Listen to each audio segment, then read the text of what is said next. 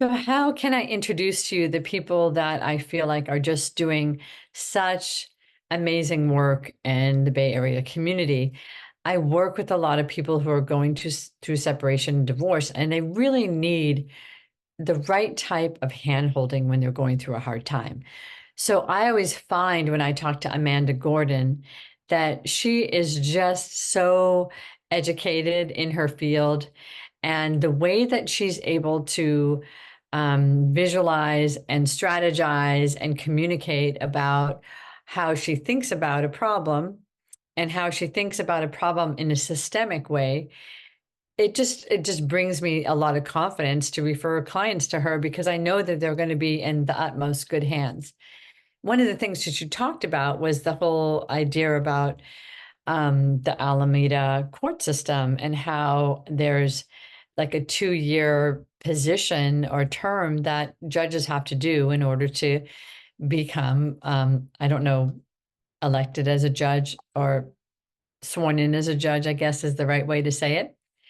And that made me think more about how important it is for people, parents, to try to work out some of their own issues with their kids and raising them and visitation and money and all of that, because they care and are the most invested in those kids, and those kids live the decisions.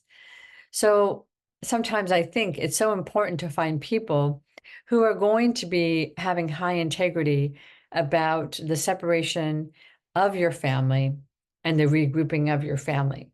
And if it can't be you at the time because you're not thinking so rationally and you're in tension and conflict, then find a professional who has high integrity and can help you sort of make very rational decisions. And I think that Amanda Gordon has so much insight and so much knowledge that it's just a complete confidence builder to talk to her. And I hope you enjoy this interview as much as I always enjoy talking to her. My name's Amanda Gordon. I am an attorney in Berkeley, Albany area in the East Bay.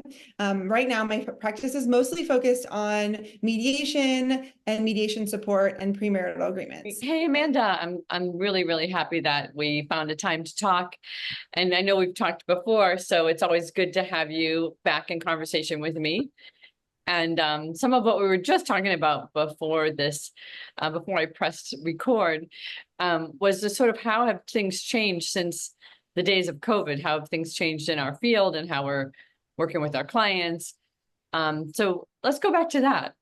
Sure. I think that while COVID definitely saw an uptick in divorces, maybe, I'm actually seeing what's happening is that there are less people entering the field, I believe, I perceive, I guess, as divorce professionals, either on the lawyer side or on the therapist side. And because of that, there is a lot of client need for services, and the providers are not necessarily as available. And maybe this is a change in how people perceive work should be done, like the speed in which work should be done. But I think that was always a problem. I think it's really that there are fewer professionals maybe open and doing some of the type of work that I do, which is more consensual dispute resolution, and not necessarily like high-end litigation. So like one of the issues is that everything is very expensive, like where we live in the East Bay, the Bay Area. And a lot of the divorce attorneys that are, well known or referred to charge like extreme retainers, like $25,000 to even start talking. And so the number of professionals that are qualified and don't take huge retainers are like, there's not that many of them. There are people who take less retainers who don't necessarily have very much experience and are sort of overloaded and overwhelmed. And this like middle ground where someone's going to, not require a large retainer and still be experienced, I think is like, there's a gap in services for sure right now. And I think that's why people often feel that, there's just like not a lot of, it can be difficult to find practitioners to help when you finally decide that you're going to get divorced. Like there's that whole hurdle of deciding whether or not you're even going to go through with this. And then once you decide it, there's a whole hurdle of reaching out to professionals. And I think that my perception is that people are struggling with how to get into a professional, how to work with a professional, things like that. I'm not sure that's really what you were asking when you asked No, about. no. I mean, I think that's really an important part. It's like this, like squeeze, like people are getting a little squeezed in the service, right? So if you have a high need of needing a service, and you also are dealing with, because a lot of people are dealing with money issues while they're getting divorced, like things start changing, people get pretty serious about what they can and can't afford, how they're going to survive. The Bay Area, of course, is like extremely expensive place to live and operate businesses in. And so it sounds like it's a squeeze time. So how have you been dealing with that? Have you been, and then you mentioned another thing is like, what you've noticed is that the practitioners have Yeah, a lot of boundaries now. I Like think people so. aren't taking so much on since COVID. Like it's like people really actually aren't working as hard as they used to or as much as they used to. Yeah, I think it's as much or in the same way. So I think at the Yeah. beginning of the COVID, what you saw is that people were taking like back-to-back Zoom meetings. We had this shift from meeting people in person. So now you can, end a meeting at 10, at 9:55 and start taking a meeting at 10. There's no like buffer. And I do think that just led to a lot of burnout and not enough space and time to do the actual work. So in the legal field, it's not just counseling and talking to people, it's actually also, drafting and Right. other emailing. And I'm sure the therapist world has a lot of emailing too, but to build in time to satisfy people to do that correctly, I think I found that a lot of people like became more boundary. They took real vacations, they put out of offices, they started saying, I can respond to you, in X states. Right. Um, so I don't know if that's just me or I've noticed No, I that. think I think you're right. I think we were all caught up in that wave of we better help people. There's a lot of need. We don't know what's happening. And I know that happened in my practice too, that I just got so busy that it just felt like the norm.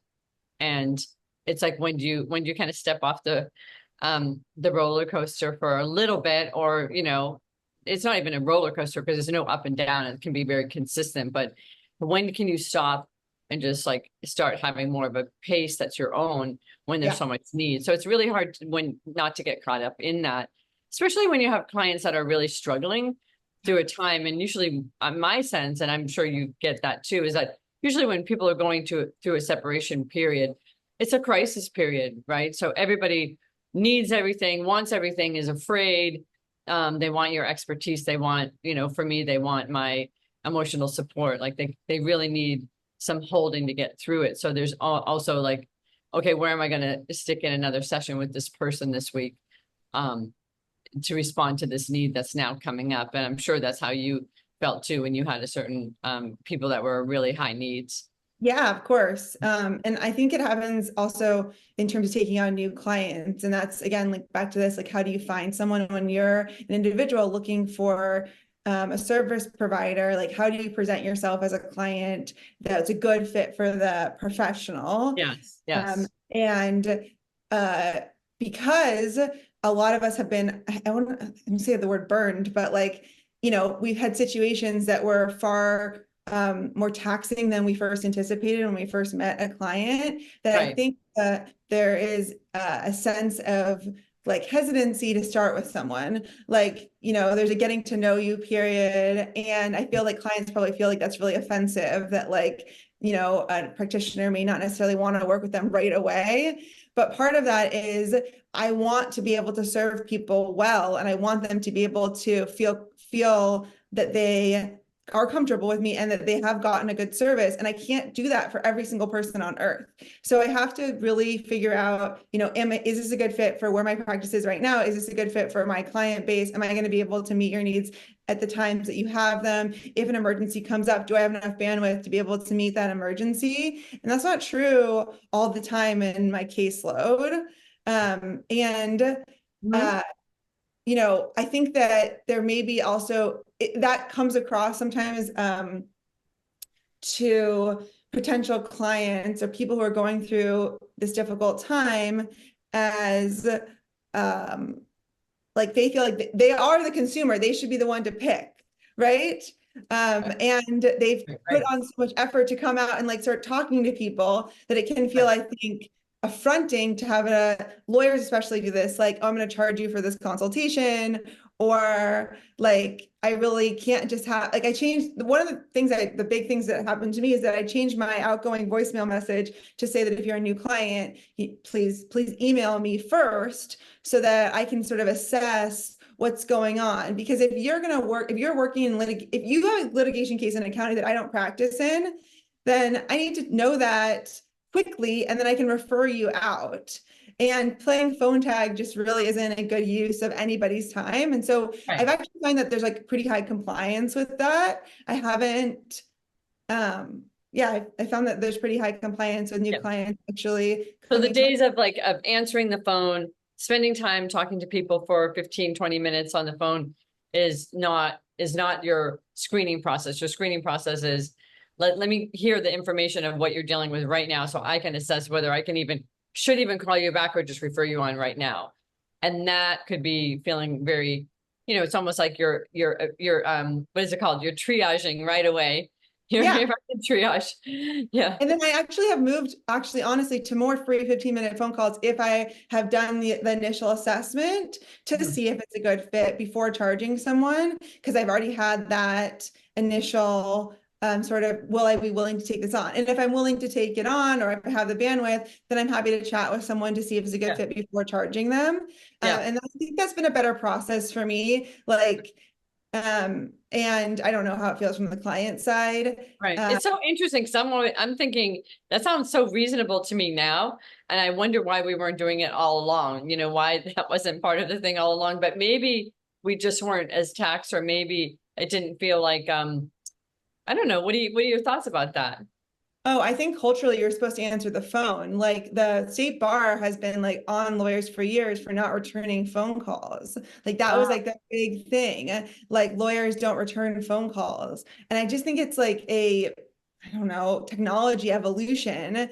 especially in the area where now I'm allowed to say email is a better method of communication. It allows for asynchronous communication. I can do it at night. I can do it in between meetings. Like I Right. don't need to catch you on the phone. And we also don't have as many, I think the staff, like the paralegals and the legal assistants and the secretaries have really, like the positions of them haven't been growing as much too. So I think that's Right. So another. it's kind of interesting in a way. It's like creating a squeeze for us as practitioners about how we're serving, because in a way a lot more is on our plate. We're more accessible. We can, so we're required to kind of figure out the boundaries now. They used to be there for us, right? Yeah. We would have somebody that would schedule our appointments, maybe come into the office, you kind of meet them, they have to fill out paperwork, there'd be some kind of report. You wouldn't have to make a decision right away because it was a natural process. But now Uh, everything's so quick, yeah. we really have to like start putting the boundaries in that quick meeting process. Like I have to figure out pretty quickly whether I have a sense that this person, I can help this person, or this person is presenting so overwhelmed that I have a red flag. I'm on the other side of it. Sometimes I'm helping clients figure out how to talk to people that they're asking for services because they get all the no's. And I'm like, why do you think that's happening? Because maybe that is like, so they're so overwhelmed that whoever they're talking to is like, okay, wait a second. I don't have that kind of hand holding for you right away saying. And so some of that is what I do on the other side, is training people to talk to the providers that they're trying to find so that they can get an open door and get help. Yeah, You I know mean, what I think yes. So one of the reason I think, my personal reason, is that I think legal services are very, very expensive, and I'm I an mean? extremely expensive hand holder, and I have limited time. So I don't want, from a customer service perspective, I don't want upset clients. I don't want someone to leave feeling like I got an email yesterday from someone who's really upset at their other attorney. And like the reason is their normal reasons, but I don't want people to leave my practice feeling like that. And if I don't have the bandwidth, then you may feel like that. So I always tell people a sort of similar thing is that like lawyers, well, for me, I want you to say, I need this service. I need you to help me with X. And I realize that's a very difficult thing to ask of people when they don't know what the possible universe Right. of things are. But Right. another option is to say, I'm not sure what I need yet. I'm happy to pay for 30 minutes of your time for you to ask me some questions to figure out together what kind of services you could provide. I would be happy to do that with someone too. And I think in our world, or I don't know if you exclusively do divorce work, but for me, for the divorce work, it's not like they're remodeling a house. They're not in a place of abundance and expansiveness. They are freaked out, upset, anxious. This is not what they want to be doing. It's like calling a doctor's office. And they don't have necessarily the wherewithal or the bandwidth to be able to articulate what they need. So it's like a mismatch, I think, and I think that's why therapists, holding people in the middle and helping them, coaching them is such a valuable thing Right. because I'm not Having an advocate when you're in a medical crisis, like that person gets to talk very rationally to the doctor about what they need and what the symptoms are. And so a lot of times I think, the feedback that I've gotten with the clients that we've shared is that I have these, sometimes people are, I identify with them. That is an emotional decision that you can make in here. The legal, financial decisions that you can't get to in here can go to Amanda, and that they started to be able to understand like the use of me versus you. And I think that was really effective. Although some people want both of us oh, to they give us. want both. Yeah. Yeah. Yeah, it's so interesting. Yes, of course. They want both. They want both to be able to talk. And I think that there's a place for emotion, definitely in mediation and consensual Yeah. dispute. Yeah. Always there's a place for emotion. What there isn't is the training and experience to be able to respond to the emotions to with maybe the same level of insight or the same level of like next steps. Like I can hear Right. emotions and validate emotions. I can normalize them and they can be useful for me to know what's important to someone. But ultimately at the end of the day, my work product is usually helping people reach logistical agreements about how they're going to move forward, both financially and with their kids. And that means writing down or orally talking about like the technical aspects of how they're going to live their lives, where a child's going to be at what time, Right. what money is going to go to what place, how long a house is going to be held for before it's sold, who's going to live where for how long. So I'm trying to take these emotions, hear people's values and goals, and say, well, this is the tangible choice you can make from here are your Right. options. And once you make that choice, here I can put that in writing. That's my job. My job is to take the problem, it's to create a solution. That's what lawyers do. And Right. I think one of the frustrations is often like the lawyers are immediately to the solution. Mhm. But honestly, that's what you're paying for. You're paying for a product that is either choices or solutions or options. Right. I liked how you said that, like technical aspects of how somebody's going to live their life, because after the crisis, and hopefully the crisis is not long, there is a back to life. We got to get back to life. So how are we going to do this? And how is everybody going to get back to life and be healthy again? So if people are just starting to step into this podcast, I just wanted to actually introduce you, Amanda Gordon, if people haven't met you before in any of my interviews that I've had with you. And maybe you could just tell us a little bit about the kinds of people that you see, the kinds of work that you do. Yeah, my name's Amanda Gordon. I am an attorney in Berkeley, Albany area in the East Bay. Right now, my practice is mostly focused on mediation and mediation support and premarital agreements. And what that means is that I meet either with two people who are going through a family dispute, whether that is separating because they're going to get a divorce, or they've already been divorced and they have a question about how they should change their schedule with children, or they're someone has a change in financial circumstances such that one person is making more or less than they were before, and meeting with both people together, usually without attorneys, but sometimes with attorneys present, to try to reach a durable, lasting written agreement that people follow without the need to go to court to ask for a third party to make a decision for them. So in Alameda County specifically, it's one of the biggest counties in California, and we have a tremendous number of family court judges who are very, very, very new to the bench. And the reason for this is that once you become a judge in California, you're appointed or you're elected, you are usually asked to serve a rotation in the family court for at least 2 years. Oh, And most of the time, this is not necessarily a preferable assignment. It is a requirement. And then once you get assigned to it, you have about 2 or 3 days of like judicial training.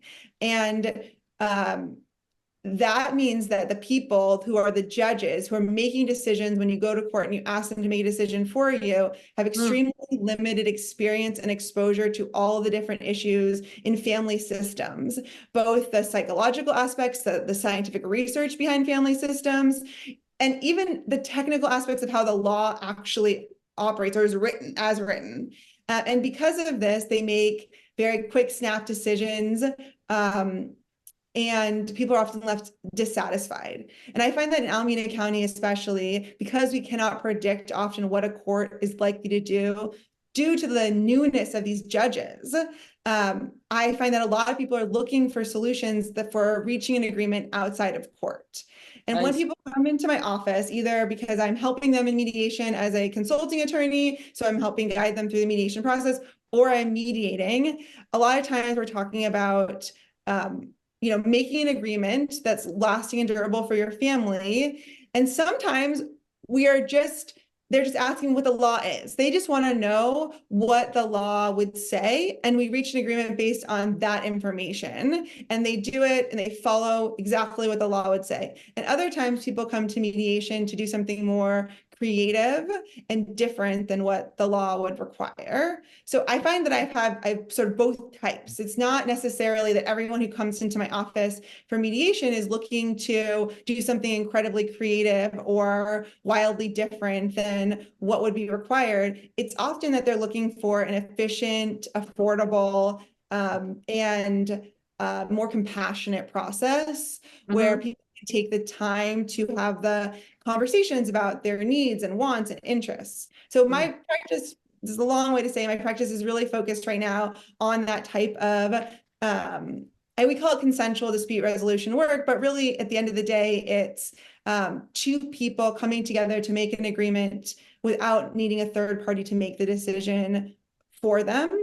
And I take my practice when people come in, I can either do the whole thing or just parts of it. So sometimes people are looking for me to file for divorce for them, to help them with their disclosures, help them with their entire divorce judgment, which is the settlement agreement. And other times people are literally just looking for the space to have a difficult conversation for a couple of hours to gather more data, information about the law, information about each other's wants and needs. And then they leave my office and they use like paralegal support to finish their process, or they pause and maybe they don't necessarily decide to get divorced. So, my favorite thing to do really is to have these deep conversations and involve the law. So I think it's, it's not just, I'm not like a law forward mediator where like say basically you have to follow law or I'm going to, start with the law. But I do feel like that is one of the value adds that I bring, is that you can both have a conversation about your feelings and what's important in your goals and values. And if you need to know an answer about what the family code says, so not necessarily what a court would do, because again, these are really new judges, we don't know. But what the legislature has said should happen, I can give those answers. right. I like what you talked about in terms of like why the need for your kind of services is up, is because if people do go directly to the court to get an Alameda judge to make a decision, these people aren't as informed. And so it might be like they might be unhappy with the decision because they live the decision, right? And so I like how that you might hold this container for them to gather data and also tell them what the law would recommend in their situation or with their decision. And then they can go out and do whatever they want with it. They don't have to like do their whole divorce with you. They can, get some information from you, get your perspective on how you would handle something, and then take that information and apply it or do nothing. And so when you said like when you see people do nothing, what are they doing when they leave? Like, do you think they're just like going back to living how they lived? Uh, yeah, I mean, I think a lot of times people, well, even in short-term marriages, this happens. Um, what's the best alternative to your current life or a negotiated agreement, right? So Right. some of it is worst case scenario planning and analysis. Sometimes it's, it just financially, it's not going to work. It's a harsh reality, but it may not financially work to live separately right now. And sometimes the love is still there, I think, with people, and they're trying to test what it would look like to do something else. Right. Uh, and again, this is just additional information. When you get married in California, there's no informed consent about what you're signing up for in terms of your financial obligations to each other, right? So find like There's no consent to that your because you don't know emotional how that's going to contract. change. Right. Exactly. Like that's fine. Everyone gets relationships. You have you can have agreements with each other to not cheat on each other, whatever your agreements are between the two people. But the financial part, like there is no informed consent in California about what this financial contract you've signed up for when you sign that marriage, when you get a marriage certificate, when you apply for a license and have a wedding.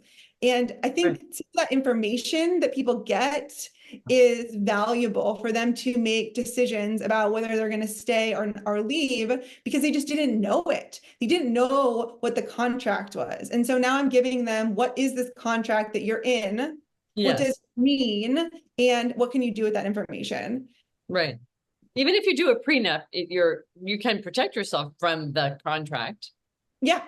right? I So mean, my favorite thing to do is collaborative prenups right now. Can I talk about that? Okay. yes, yes, yeah, I love that. Okay, this is really good. I just want to summarize though and slow Yeah, down. please. You're giving a ton of information, and I want to just make sure that people are hearing it because it's really valuable. So a lot of times when people come into you, they're in to see you, they're actually maybe disenchanted by some part of the relationship. Maybe they still really love each other. Maybe they just need a reality check on what would it be like to separate? Can they separate? What kind of standard of life would they have if they separate? Maybe it's almost like, when you're trying to buy a home, you like plan a lot. You make sure that your debt to income is good, like all that kind of stuff. It takes time to set yourself up financially to do something that is a real change of life event, like separating and having another home. And in the Bay Area, I see it all the time. And I'm sure you do this very creative ways that people decide to continue to live together. And I always call it, because I do discernment counseling, door number one. Like they look at the situation and they don't do anything different.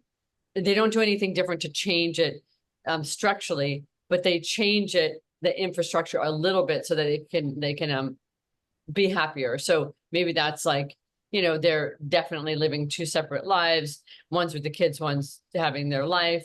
Maybe they're living upstairs, downstairs. Maybe they blocked up a few rooms. Maybe they have an apartment outside or a room somewhere in someone's house, that friend's house that they get to crash at. So there's all these different ways to live where they might not be living the same way that they set it up initially. And that is because a lot of people who have kids are really committed to having a certain kind of standard of living for the kids and to both be involved. So a lot of changes happen to make that happen. This is super common. I also Yeah. think it's much more common in situations where there is no domestic violence. There is no reason that is so obvious or objective why people need to live separately, but there isn't necessarily the same romantic love or connection that was there before. So it's Right. tolerable to live in a change of how you were living before, Right. spending some nights at a friend's house, an Airbnb, if you have a new significant other, spending time there, but then coming back and what's called nesting, living in the same house Right. for certain periods of time.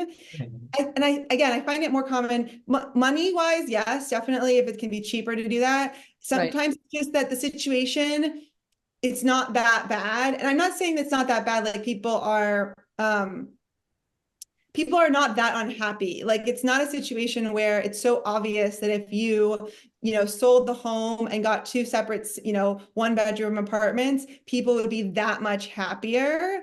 And the kids necessarily may not have the same, got quality of life, access to their friends, the ability to have friends come over for dinner, access to the same school district.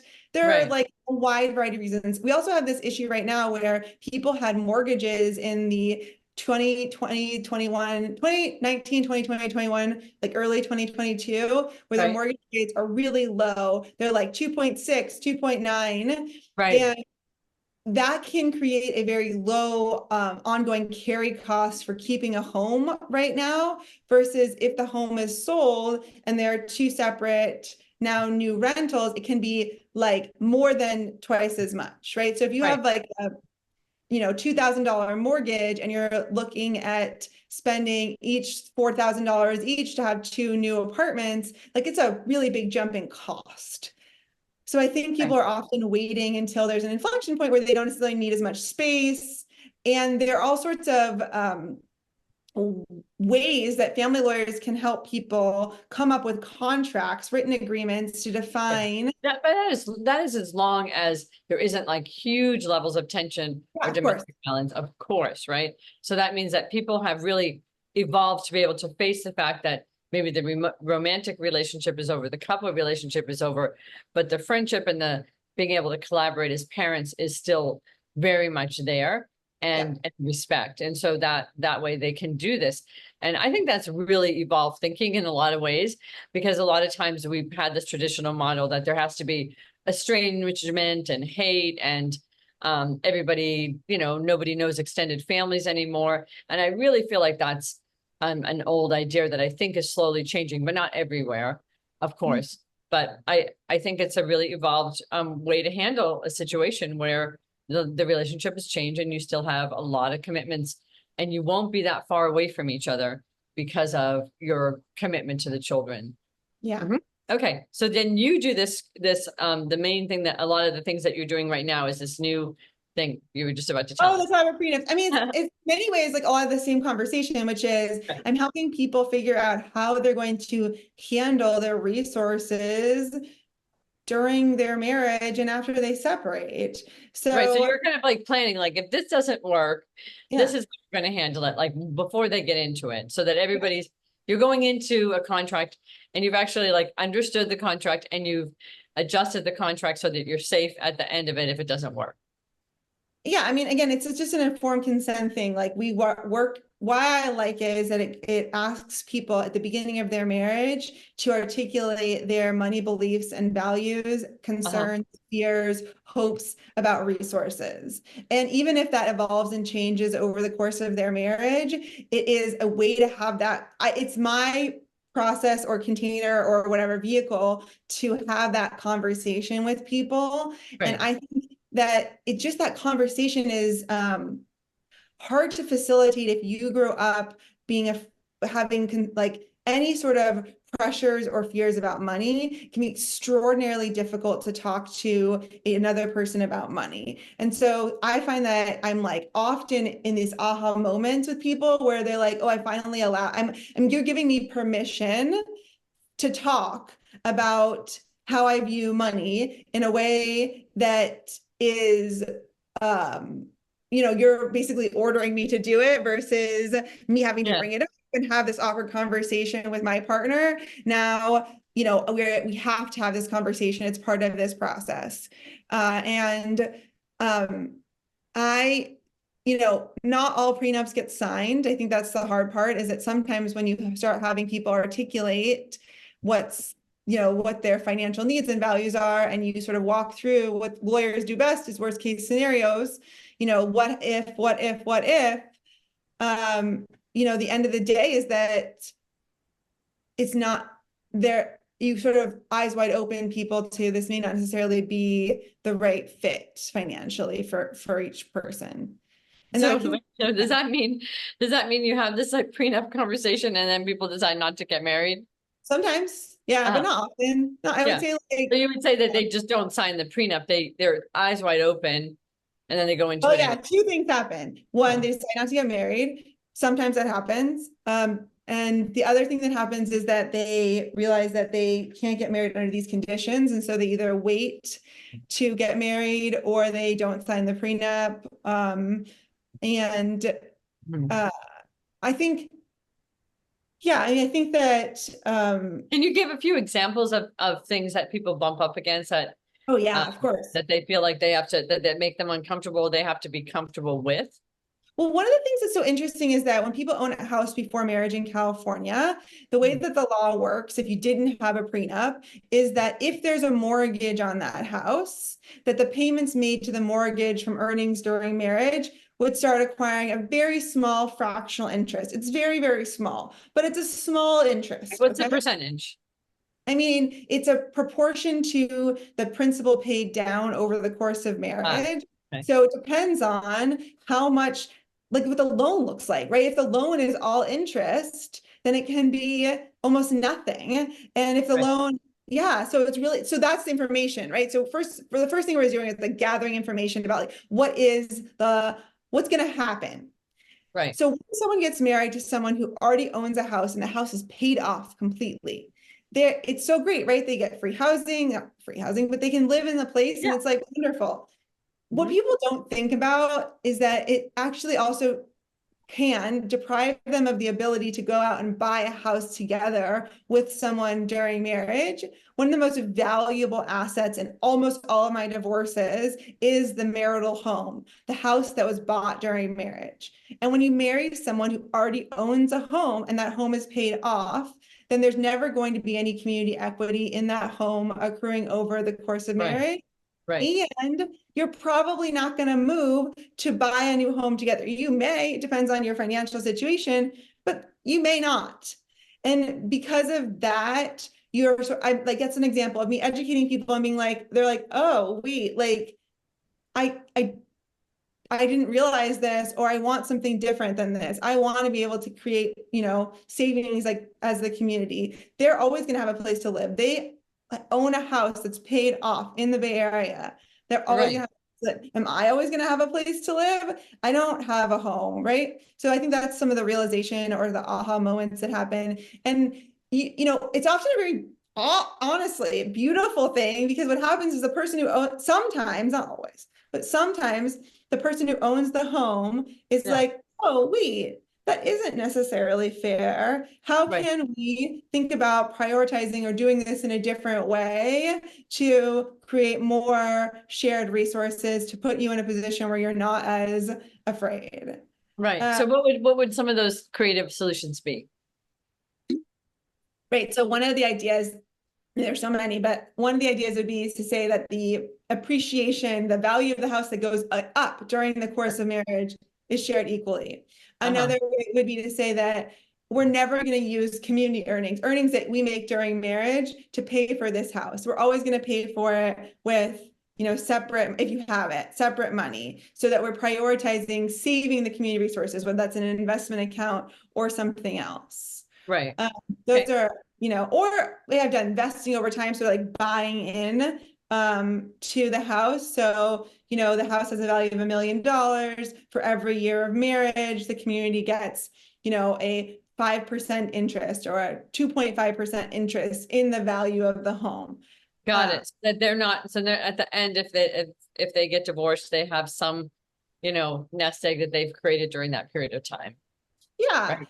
Right. that's the kind of conversations that I've been having, that I have Nice. off sometimes. Yeah, again, I find it just to Yeah, like a it build. is like going into a contract being in a one down position, right?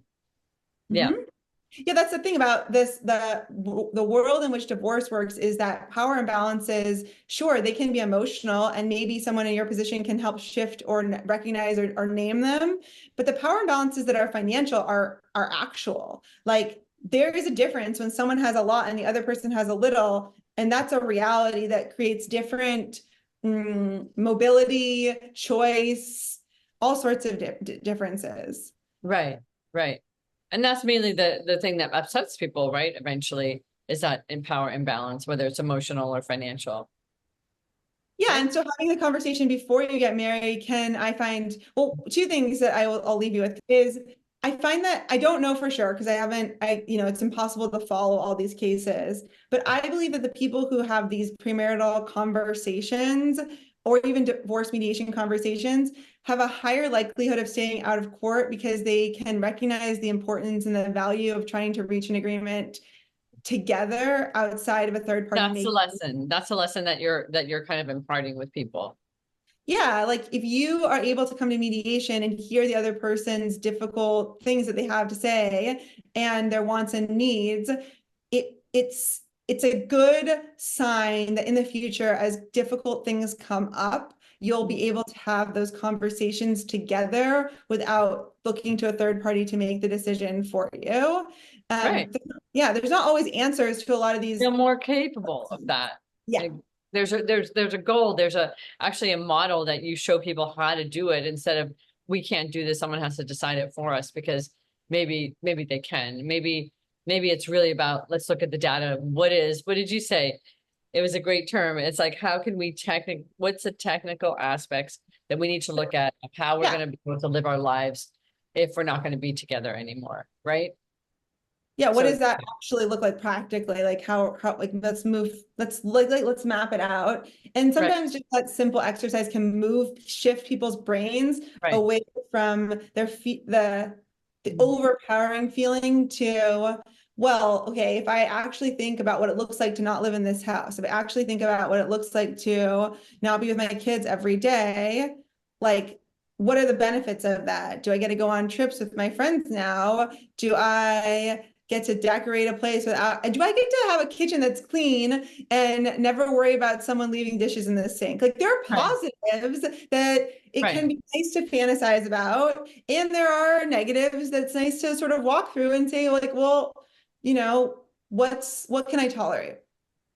Yeah, I love that. So I love the work you're doing because you're doing it from such a humanistic perspective, like really speaking to the people who are struggling, right? And that's the whole thing. We talked about that in terms of you looking at yourself around your own burnout. It's like you have to deal with your own burnout before you really help other people who are dealing with like of an emotional time. So it's always really great to talk to you because I just feel like I get a ton of information that I would never have been able to get anywhere else. So thanks for being able to speak with me today and share this information to the clients that will be listening. Really Thanks so appreciate much it. for setting this up. I really appreciate it. Okay, so we'll be in touch soon, I'm sure, and have a great day. Bye bye. Bye bye.